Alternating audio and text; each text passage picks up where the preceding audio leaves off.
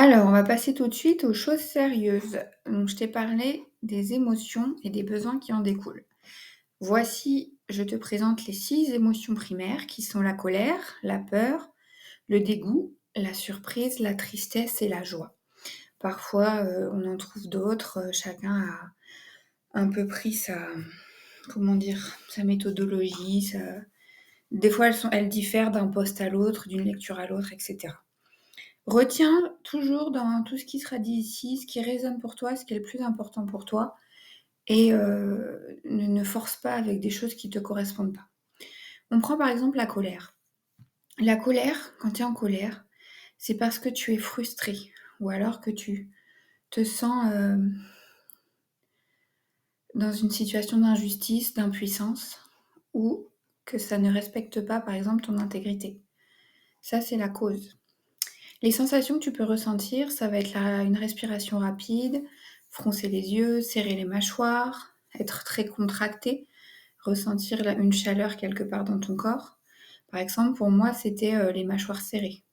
Et j'en ai pris conscience quand je me suis cassé une dent, puis deux, alors qu'il n'y a pas de problème dedans autrement. La dentiste me dit: «Tu fais du bruxisme, la nuit certainement et tout». Donc je dis: «Non, je ne crois pas» et en fait si, c'était pas la nuit, c'était la journée quand il y avait des incohérences dans ce qu'on me demandait au travail et cetera. Je serrais les dents. Bref, tout ça pour arriver aux besoins qui en découlent. Ça veut dire quand tu es en colère, que tu ressens tout ça, que tu as besoin d'écoute, de compréhension.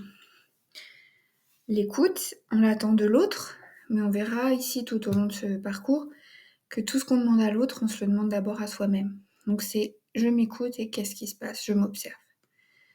Ok, j'ai besoin que ça change, j'ai besoin d'une réparation ou de laisser mon énergie sortir, etc. D'accord? Donc voilà pour la colère. La honte, c'est causé par un non-alignement avec tes valeurs. Et on verra que c'est pour ça que c'est si important de connaître tes valeurs et qu'on y vient juste après. Ça peut être aussi de se sentir jugé. Les sensations de la honte, c'est tu baisses le regard, tu courbes le dos, tu sens que tu as les larmes qui montent, tu as plutôt envie de disparaître et de te cacher. Et donc derrière la honte, on a un besoin de restaurer l'estime de soi, d'être accepté de manière inconditionnelle. Et donc là, on verra, par exemple, en développement personnel, la lettre de pardon. Tu vois, on va se demander pardon et on va aller voir ce qui se passe, qu'est-ce qu'il y a à réparer, est-ce que je dois m'excuser, est-ce que quelqu'un doit me présenter des excuses, qu'est-ce que j'attends.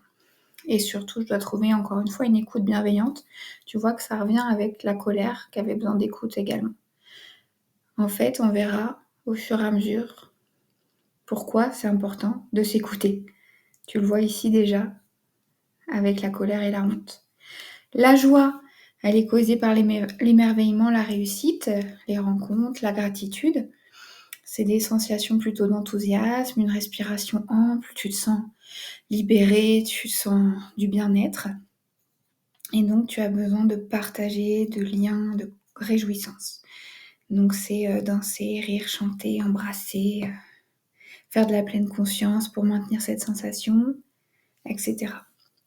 La peur, elle, est causée par le danger, l'inconnu, l'insécurité.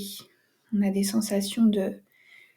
Tu as le rythme cardiaque qui s'accélère, tu te sens pas bien, c'est la montée d'adrénaline, là, le cœur qui s'accélère, les mains moites, etc., etc. Et on a besoin ici de réassurance, de protection, d'aide.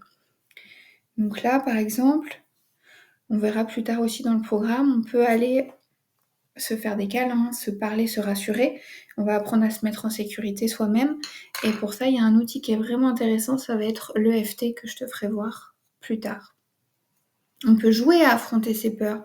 On peut prendre ça pour un jeu. Une fois qu'on a identifié ses peurs, on peut prendre du recul et prendre de la distance. Et donc, on va travailler sur la confiance en soi. Le dégoût est causé par la nocivité, tout ce qui va violer qui tu es. Pas forcément, je veux pas forcément créer des images dans ta tête. Voilà, c'est pas indispensable, mais tu vois, de la manière de se laisser faire, de pas savoir dire non, etc. C'est sous toutes ces formes.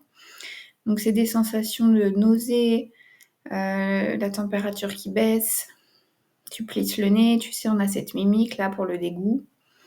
Et donc ici, on aura plus besoin de sécurité, de respect et d'accueillir ses émotions. Ok. Et enfin, la tristesse, c'est une perte, elle sert à voilà, accueillir une perte, à prendre conscience d'une séparation, d'un échec. Encore une fois, il faut l'accueillir. Si on bloque tout, ça s'appelle après la cocotte minute, tu sais, tu bloques tout ça et ensuite un jour ça sort, mais d'un coup très fort comme il faut pas et au mauvais moment, au mauvais endroit avec les mauvaises personnes. Donc la tristesse, c'est ok, je suis triste, qu'est-ce qui se passe? Je vis une séparation, je vis un truc comme un échec, que moi je suis en train de percevoir comme un échec, en tout cas à ce moment-là. Donc ok, je laisse passer la tristesse et après je verrai que je ne, je ne perds jamais, soit je gagne, soit j'apprends. Les sensations, on les connaît bien en général, les larmes, les lèvres qui tremblent, la gorge nouée, et puis on a des idées noires souvent. Et là, ici, c'est lié à un besoin de réconfort, d'acceptation. Donc c'est très important le terme d'accepter, d'accueillir. On verra que c'est pas forcément être d'accord avec, mais c'est voilà, laisser passer, laisser être ce qui est. Et donc ici encore, on va pouvoir venir se faire des câlins, des massages, parler à quelqu'un de confiance, pleurer et trouver des stratégies de succès pour la suite. Voilà pour les émotions. Alors je sais pas si tu savais, mais voilà, il y a un besoin derrière. C'est assez impressionnant quand on découvre ça, de se dire bon, ok, j'ai le droit. Moi, une certaine période, j'étais tout le temps en colère, par exemple au travail, dans le salariat. Et en fait, j'avais besoin de comprendre pourquoi on me demandait les choses, pourquoi je faisais les choses. Et puis, comme tu le vois, maintenant que je suis coach en développement personnel, j'avais surtout besoin de changement. Et aujourd'hui, ça va beaucoup mieux. Je n'ai plus de colère voilà, dans ma vie de tous les jours, comme ça pouvait être le cas quand j'étais dans mon travail, dans mon ancien travail. On se retrouve pour les valeurs juste après.